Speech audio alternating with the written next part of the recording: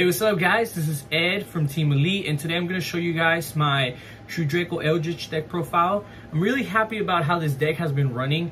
I've actually been testing it out for a couple of weeks now, and just this past Monday we had a tournament at my place with a couple of friends of mine. Not able to dispute the amount of quantity of people that were at my house, but we did have a little bit of a get together. We had about 4 rounds, so a couple of people in my house. It was quite interesting. It was quite fun. I got second place, so I went undefeated up to when I faced Emancipators. So Emancipators is still quite a threat against my deck, but the way that I've built a deck and the way that I'm going to show you the deck is that I learned a couple of things about playing Emancipators. So I'm going to show you guys what's going to help you go against Emancipators and how to prevent you from guys losing to Emancipators, because this deck is actually really spicy. It is really good, so hopefully you guys enjoy it. Thank you guys. Let's go ahead and get into it. Alright guys, so like I said, I'm going to go ahead and show you guys the deck. I'm going to talk about the matchups that I had, what it does good against, what it struggles against. But besides that tournament, I've had a lot of matches with this deck. So I know where this deck is actually kind of like lacking and who against I'm struggling with. So let's go ahead and get into it. You got to play the 3 gold boys. I want to give a huge shout out to Charlie, my our friend from Team Savage, my really good friend Charlie. Because of him, I'm able to play this deck. He let me borrow his gold boys. I had my friend Alejandro who was gonna let me borrow his, but you know, like, he was really debating about playing the deck as well that same day. So because of Charlie, he was able to let me borrow his. So thank you very much, Charlie.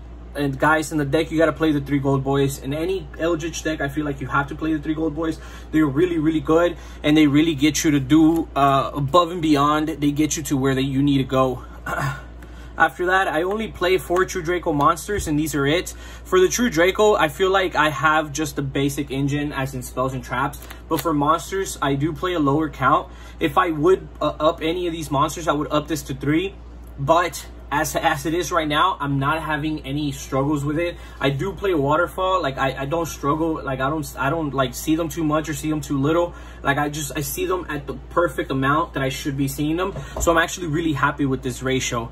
After that, I play the 2 souls. Huge shout out to Alex, because he let me borrow the 2 souls to be able to play in this deck. I originally was playing 3, but I found that playing the 3 souls and another one of the cards that I play in this deck, it sucks, because I do play Pot of Extravagance, and playing Pot of Extravagance with souls as well is kind of like a thing where you either see Pot of Extravagance or you see souls, and that's a good thing. So you don't want to see both, but when you see both, it kind of sucks, because you got to think about, well, should I do it for souls to where I send the cards off of my hand and get their effects, or from the field to get their effects, or should I do it off of Extravagance and just draw 2?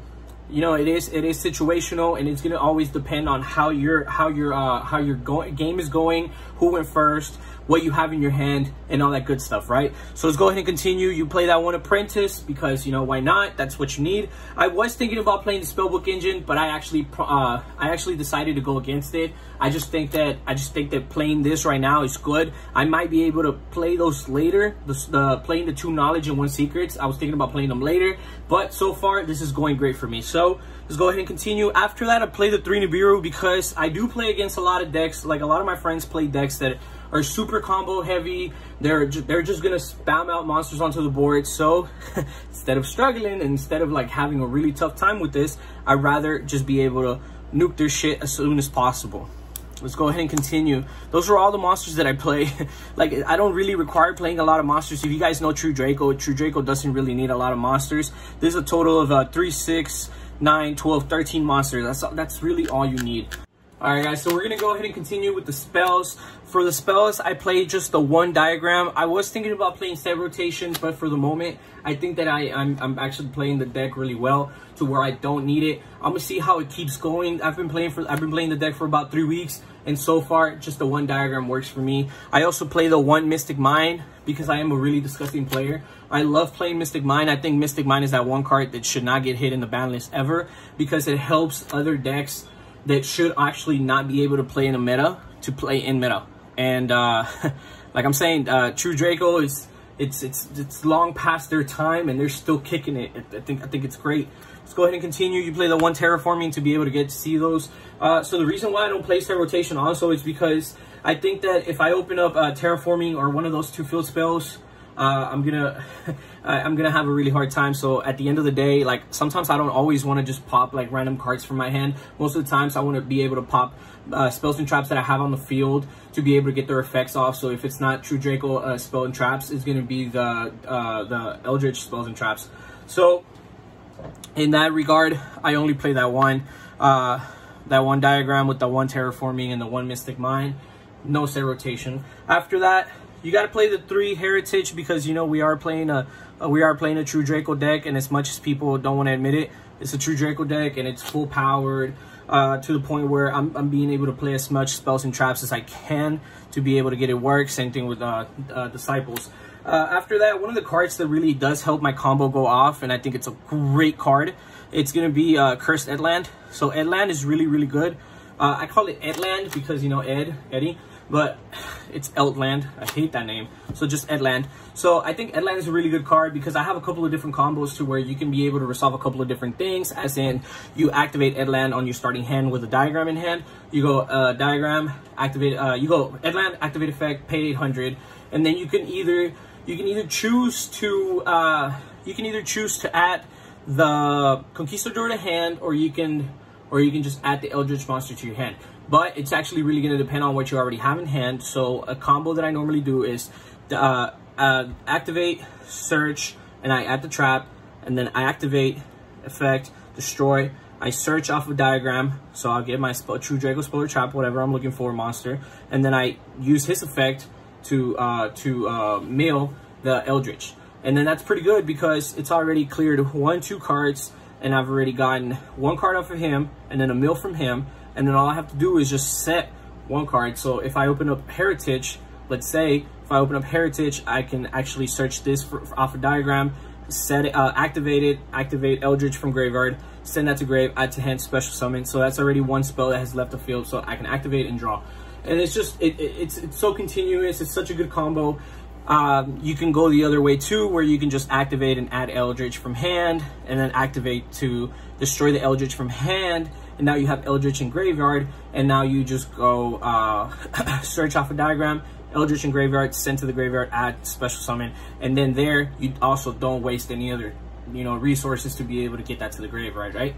Let's go ahead and continue. After that, I play the 3 Pot of Extravagances. Like I said, Pot of Extravagance is such a good card in this deck. It sucks whenever you draw it with Magician Souls, but I would not play this deck without Magician Souls. I've already considered it, I've tried it, and it just doesn't help me to draw as much as possible. So for whenever I don't open this, I open up Souls. But I most of the time always want to go with this over Souls. It just depends on what spells and traps I have in hand. Because if so, it just depending on what I have in hand, I'll just send those to the graveyard and get those effects off of Souls, and then I won't activate that. I play the 1 Pot of Desires. People have been telling me that I could cut it. That's true because I do play a 45 card deck, but I really like where it's at. I really like how it's been doing. I almost never activate this because I'm always relying on this in our Souls, and it's just unnecessary, but it's there. I play the 1 card of Demise because honestly, it doesn't really matter if you mill your cards. It doesn't really matter if you send them to the graveyard. Most of the cards are going to be activated and set on the field. But if you get rid of your Eldritch monster and it goes to the graveyard, it doesn't matter. It doesn't matter because he recruits himself. So it doesn't matter. Let's go ahead and continue. These are all the spells. Now we're going to go ahead and get into our traps. Our traps are really, really good. They're really spot on. I think that the traps that I'm playing are more than enough for the deck. For my first matchup at the tournament that I had with my buddies, I played against a Yang Sing deck and I 2-0'd that. You know, it is outside of their time. It's outside of their whole, you know, like level because, you know, Eldritch is really strong. But I 2-0'd Yang Sing. After that, I played Dinos and I 2-0'd Dinos. So, hey, man. Dinos are good and I always have an issue with them. But, you know, Dinos just didn't have anything against me that day. After that, I played against a Zodiac deck. Zodiacs got freaking murdered. I clapped them 2-0 as well. I 2-0'd everybody before me. I 2-0'd all of those people. And then the last person that I faced was Emancipators, and I lost to them. I think we went 2-1. I was about to win the game, and Emancipators just turned it around last minute. But, you know, what can you do about it? 1 True King's Return. One Tree King's Return is really, really good. I wish we had more, because if so, I would play more.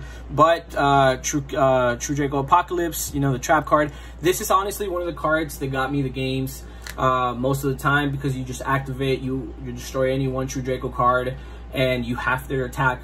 That's nasty. Like, most of the time, they're going to be attacking because they think that they're going to get over your stuff really quick if you don't have Diagram on the field, whatever. Nope. No, no, no. Just activate, destroy it, and then they don't get anything, because they're gonna destroy their own monster by attacking you. After that, you play Conquistador. Conquistador is stupid good. It's a really, really good card. It kind of conflicts with one of the other cards that I play, as in I also play There Can Only Be One, and There Can Only Be One is really good. But it also hurts me whenever I have There Can Only Be One and I have one of these set with Eldlich monster on the field, because now you won't be able to activate its effect from the spell or trap zone to be able to special summon it to destroy a card on their field. So it's only good whenever you're actually, like, you know, just getting ready to clap. Some of the times I just activate this effect, I send There Can Only Be One from the field to the graveyard, because that means I'm gonna win. Special summon this, activate this, get rid of some of their stuff, clear their board. You know, that's really good. I think it's better to do that sometimes. Rely on There Can Only Be One for a good turn or two. You know, not let them summon out anything. They don't have anything on the field. It's your turn. You have like maybe 2 monsters on the field. Maybe you have this and a True Draco, and then on your turn you special summon one of these again. So now you have 35, you have 25, and then you have like maybe 26, 27, or 28, depending on the True Draco monster that you have on your board. After that, I do play the 3 Scarlets. Scarlet is the it's the better trap card from the other ones, besides you know, Conquistador. I don't like Kokero. I'm just not a fan. I also don't like the counter trap card, which is going to negate and tribute summon your monster. I don't like tributing summon my monsters. I like tributing them away. I play the 3 There Can Only Be One. Like I said, 3 There Can Only Be One is stupid good. It's really good against the Emancipators, but sometimes, depending on the person who you're playing that has a Emancipator deck, you're going to have an issue and you're going to struggle, because not all of their stuff are rock. Most of them, about 80% of their monsters are rock, but you're going to have a couple of opponents that are not going to have just full out rock monsters, and you're going to get raped. After that, you're going to play the Metaverse and the Waterfall. Waterfall is so good because it's going to help you not get evenly matched, and if you do get evenly matched, that's fine. Just send whatever you have on your field to the graveyard, True Draco monsters, because they're worm types, and just draw that amount +1. So that's nasty. That's really, really good. Metaverse, yet again, because I used to play Metaverse when they were at 3. I used to play Terraforming at 3 when they were at 3. And I used to play 3 Terraforming, 3 Diagram, 3 Metaverse. But we don't have that anymore, so I guess I'm stuck with 1. But I'm still going to play it no matter what. On 90% of my decks that I have, I do play Metaverse, because it does help me a lot when my opponent has a full board. I have Metaverse set, and then I'm able to fully resolve Metaverse to activate Mystic Mind. It helps. Sometimes it gets me out of a tight situation, and that's all I can say. Let's go ahead and continue.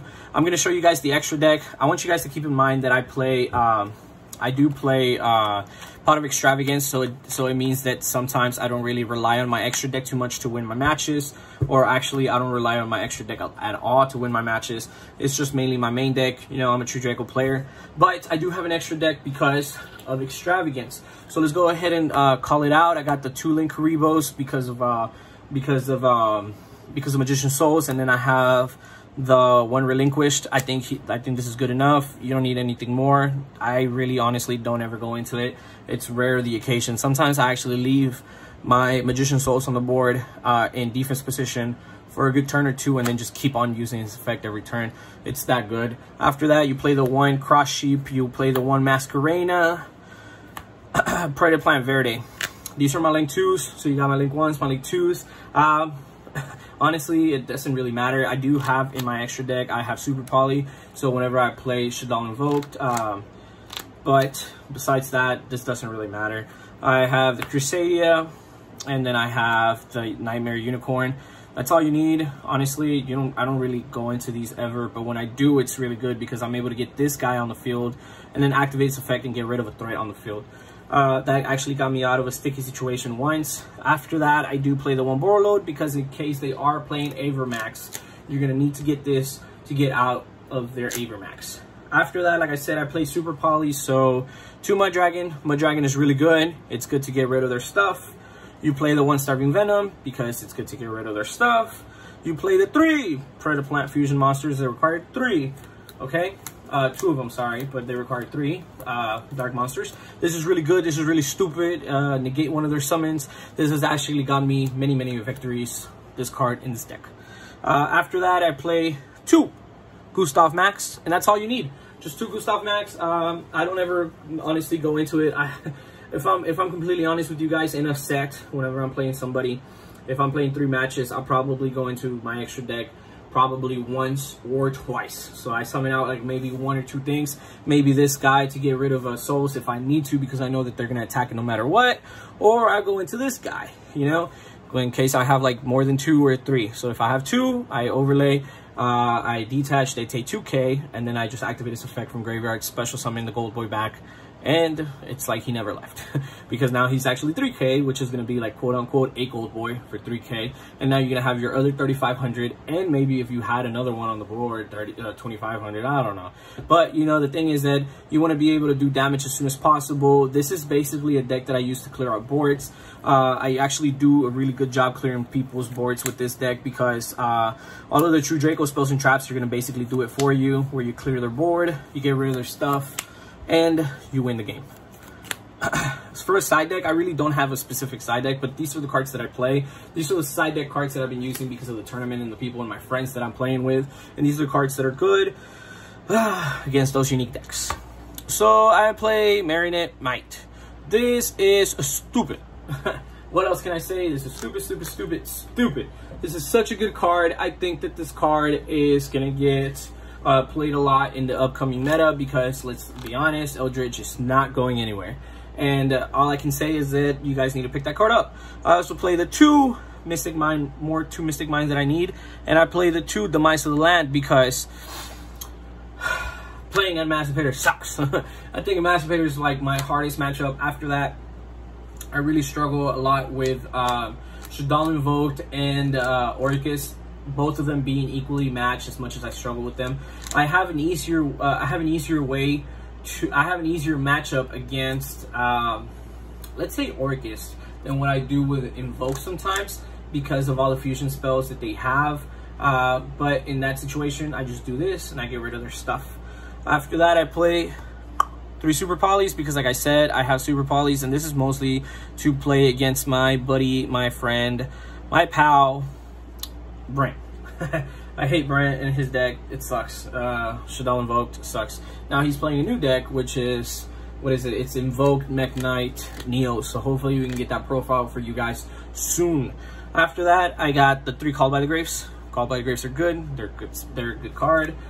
Sometimes if I know that my opponent is playing a lot of hand traps and I don't need some of the cards that I have in my deck, I will side them out and I will side these in.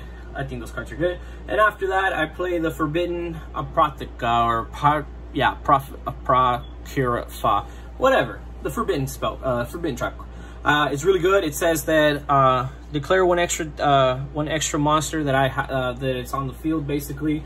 So if my opponent has, if I call fusion and he has 2 or more monsters that are fusion on the field, they all get sent to the graveyard, and it's basically a good way to clear a board.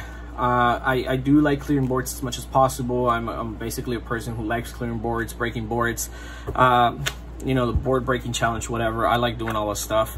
I like going through the hassle, the problem of trying to figure out how I'm going to break your board. And if I can't, I'll be able to see that. But that was my deck, guys. Hopefully you guys enjoyed. Hopefully you guys liked my deck tonight. I tried my best on building this deck. Honestly, I'm a guy who really likes playing True Draco. The last deck that I really enjoyed True Draco was True Draco Mystic Mine. So hopefully you guys like this deck. If you guys have any suggestions, let me know down in the comments below. I will be posting this video on the group chats for on the groups for Facebook, anywhere, Houston, you know, True Draco, and all that good stuff. So if you guys have any comments, any cards that you guys think that I should play, just let me know. This is my mat. Masterpiece is right here. I wish Masterpiece was in my deck.